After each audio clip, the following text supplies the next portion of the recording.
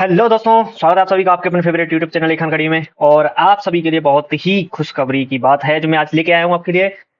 हाँ, जो आप सुन रहे हैं सही सुन रहे हैं। एमपी पुलिस कांस्टेबल की भर्ती कल खुल जाएगी, यानी 15 सितंबर से शुरू होने वाली है आपकी एमपी पुलिस की भर्ती। जिसमें क्या क्या होने वाला है मैं आज उसको डिस्कस करने वाला हूँ। तो सबसे बड़ी बात यह है कि वो कल से स्टार्ट हो रही है, यानी कि 15 सितंबर से। और क्या-क्या इसमें होने वाला है, कब से एग्ज़ाम होगा, यानी कि आपका जो एग्ज़ाम का टाइम है वो भी बहुत कम है आपके पास, लेकिन बहुत सुनहरा मौका है। सुनहरा मौका इसलिए है कि इसमें फिज़िकल के नंबर सँभाले जाएँगे। यानी कि जिसका फिज़िकल अच्छा है, तो उसके अगर पेपर में भी थोड़ी बहुत कम नंबर आते भी हैं, तो फिज़िकल में वो बाजी मार के अपनी फाइनल कट ऑफ तक अपना नंबर ले आएगा। यानी कि और जो ऑनलाइन करने का अंतिम तिथि है वो है 29 सितंबर, यानी कि लगभग 14-15 दिन तक की ये चलने वाली है। तो देरी मत कीजिएगा, कल से ही स्टार्ट कर दीजिए अपने फॉर्म को भरना। तो हम इसमें बात करें कि इस सीधी भर्ती हेतु कितनी फीस रहने वाली है और किसके लिए रहने वाली है, वो हम देख लेते हैं। आप सभी जानते हैं कि अनरिजर्व्ड विद्यार्थियों के लिए 500 की फीस रहने वाली है। केवल मध्य प्रदेश के मूल निवासी जो होंगे ईडब्ल्यूएस और अन्य पिछड़ा वर्ग वाले या फिर जाति अनुसूचित जनजाति वाले, उनको ₹250 ही पे करने पड़ेंगे। ठीक है। अनारक्षित विद्यार्थियों के लिए जो कि पुलिस विभाग की विभागीय परीक्षा शुल्क है, उसको छोड़िए आप बस इतना जानिए कि अनारक्षित के लिए ₹500 और जो मध्य प्रदेश में रह रहे हैं जातीय पिछड़ा वर्ग वाले या फिर ईडब्ल्यूएस वाले उनको ₹250 पे ही करना पड़ेगा। चलिए हम बता दें कि ये जो परीक्षा है वो आरक्षी भर्ती परीक्षा 2025 है, यानी एमपी पुलिस भर्ती है। अब इसमें एक खास बात ये है कि इन्होंने एग्जाम की डेट भी फिक्स कर दी है, यानी कि इन्होंने बता दिया है कि परीक्षा और परीक्षा का दिन 30 अक्टूबर से आपकी परीक्षा होगी। परीक्षा 2 पालियों में होगी, प्रथम पाली और द्वितीय पाली। इन्होंने ये भी बता दिया है कि रिपोर्टिंग टाइम क्या होने वाला है, यानी कि 7:30 से 8:30 तक आपकी पहली शिफ्ट का एग्जाम होने वाला है और द्वितीय श्रेणी में जो एग्जाम होगा वो 12:30 से 1:30 बजे तक का होने वाला है। आपको 10 मिनट परीक्षा पढ़ने के लिए, यानी कि आपको पेपर पढ़ने के लिए दिया जाएगा 10 मिनट। ठीक है। अब अगर आप आगे बात करें तो एलिजिबिलिटी की, तो इसमें एलिजिबिलिटी ये है कि आप जो हैं 10वीं पास होने चाहिए। तो हम इसमें टोटल वैकेंसी की बात करते हैं तो उसमें हम 7500 टोटल वैकेंसी देखने वाली हैं। हमने डिस्कस की वैकेंसी तो, लेकिन अगर हम बात करें कि वेतनमान कितना होने वाला है, यानी कि इस पद के लिए वेतन कितना होगा, तो 19,500 से लेके 62,000 तक का वेतन आपको मिल सकता है। यानी कि एमपी पुलिस में थोड़ा सा वेतन कम रहता है, लेकिन फिर भी आपकी सैलरी 21,000 से शुरू हो सकती है।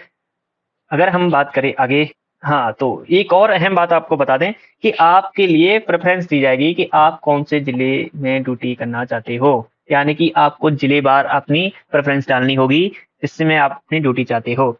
लेकिन आप ये भी याद रखिए कि आपको सेम ज़िले में ड्यूटी नहीं मिलेगी, अगर आप उसी ज़िले में हो और उसी ज़िले में आप ड्यूटी करना चाहते हो। लेकिन आपके नज़दीक ज़िले में, बगल वाले ज़िले में भी आपको ड्यूटी मिल सकती है। वो आपके मार्क्स कट ऑफ्स पे डिफाइन करेगा कि आपको कहाँ पे ड्यूटी मिलेगी। ठीक है, तो आगे बढ़े हम। तो इसमें सभी परीक्षाएँ दे सकते हैं, यानी कि अगर वो यूपी से हो, कोई भी स्टेट से हो, वो भी इसमें भर्ती में आप भाग ले सकता है। चलिए यहाँ पे कुछ योग्यता की बात की गई है, उसे समझ लेते हैं कि जीडी के लिए मान्यता प्राप्त किसी मंडल संस्थान में 12 प्रणाली के अंतर्गत 10वीं कक्षा की परीक्षा अथवा हायर सेकेंडरी अथवा समकक्ष परीक्षा उत्तीर्ण, यानी 10वीं पास होना चाहिए। लेकिन ये कुछ 8वीं कक्षा अथवा समकक्ष परीक्षा उत्तीर्ण करने की बात कर रहा है। इसका मतलब ये है, जो अनुसूचित जाति और जनजातियाँ हैं, उनके लिए सिर्फ 8वीं पास। लेकिन जो और हैं, यानी इनको छोड़ के वो सभी 10वीं पास होने चाहिए। जो कि अब 18 तो न्यूनतम आपकी आयु होनी चाहिए।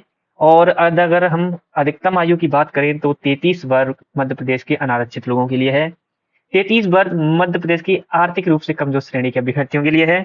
33 वर्षीय अन्य प्रदेश के अधिवासी अभी अब सभी अभ्यर्थियों के लिए, यानी कि कोई भी अदर स्टेट का है इस एग्जाम को दे रहा है, वो भी 33 वर्ष तक दे सकता है।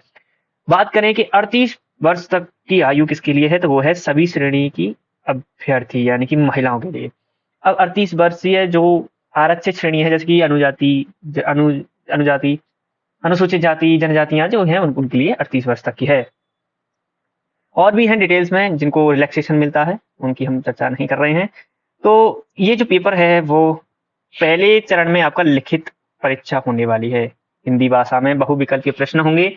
दूसरी अगर परीक्षा होगी वो होगी शारीरिक दक्षता परीक्षण, यानी कि द्वितीय चरण में शारीरिक दक्षता परीक्षण, यानी कि आपका फिजिकल टेस्ट होने वाला है। फिजिकल टेस्ट में क्या क्या होने वाला वो भी हम बताएंगे। पहले हम बात करें प्रथम चरण की, तो प्रथम चरण का योजना रहने वाला है यानी कि जीडी का, उसमें 2 घंटे आपको मिलेंगे 100 प्रश्न के लिए।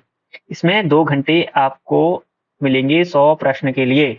अंक योजना क्या रहेगी? अधिकतम इसमें 100 ही अंक होंगे, सही उत्तर के लिए 1 अंक मिलेगा आपको। नेगेटिव मार्किंग इसमें नहीं है, नेगेटिव मार्किंग नहीं है, ठीक है। अब प्रश्नों के प्रकार क्या होंगे? तो 40 सामान्य ज्ञान एवं तार्किक ज्ञान आपको देखने को मिलेगा, यानी कि जीके और आपको थोड़ी-सी रीजनिंग आपको इसमें देखने को मिलेगी। 40 मीन्स ऐसा नहीं है कि 20-20 आए, हो सकता है 15-35 ऐसे करके कुछ आ सकते हैं, यानी मिक्सचर आएगा। अब बात करें 30 अंक बौद्धिक क्षमता एवं मानसिक अभिरुचि आ गई, ये भी दोनों सेम जरूरी नहीं है कि बैलेंस में आए, थोड़े कम ज्यादा भी हो सकते हैं। तीसरे में अंक विज्ञान एवं सरल अंक गणित, ये भी आपके थोड़े ऊंचे नीचे भी हो सकते हैं, ठीक है। चलिए आगे बात करें हम द्वितीय चरण में। अगर हम बात करते हैं द्वितीय चरण परीक्षा योजना में, तो आरक्षक यानी जीडी के पदों हेतु शारीरिक दक्षता परीक्षण होगा, जिसके अंक अंतिम प्रवर्तित सूची, यानी कि इसके जो अंक हैं वो लास्ट में आपको कट ऑफ में देखने को मिलेंगे। यानी कि 2 से 100 नंबर का अगर आपका रिटर्न है, 100 नंबर का अगर फिजिकल है, तो 200 नंबर पे आपकी कट ऑफ जाने वाली है, ठीक है। आगे अगर हम बात करते हैं तो इसमें क्या क्या होने वाला है, चलिए शारीरिक मापदंड परीक्षण क्या होने वाले हैं इसमें। तो देखो सभी के लिए जो अनारक्षित लोग हैं, अन्य पिछड़ा वर्ग के हैं, वो इनके लिए 168 सेंटीमीटर की हाइट होनी चाहिए। और जो गोरखा, गढ़वाली, कुमाऊं के मामले में है, वो 157 सेंटीमीटर लंबे होने चाहिए। मराठा, अनुसूचित जाति, अनुसूचित जनजाति, उनके लिए 165 सेंटीमीटर है। अब देखो इस चेस्ट की बात करें इसमें, तो बिना फुली हुई 79 सेंटीमीटर होनी चाहिए अनरिजर्व के लिए, फुलाने के बाद 84 हो जानी चाहिए। अगर हम बात करें गोरखा, गढ़वाली, कुमाऊं के मामले में, तो वो 79 सेंटीमीटर नॉर्मल और 84 सेंटीमीटर फुलाने के बाद। ऐसे ही मराठा, अनुसूचित जाति और अनुसूचित जनजातियों के लिए भी 79 सेंटीमीटर और 84 सेंटीमीटर फुलाने के बाद। चलिए हम थोड़ी सी आगे बात करते हैं।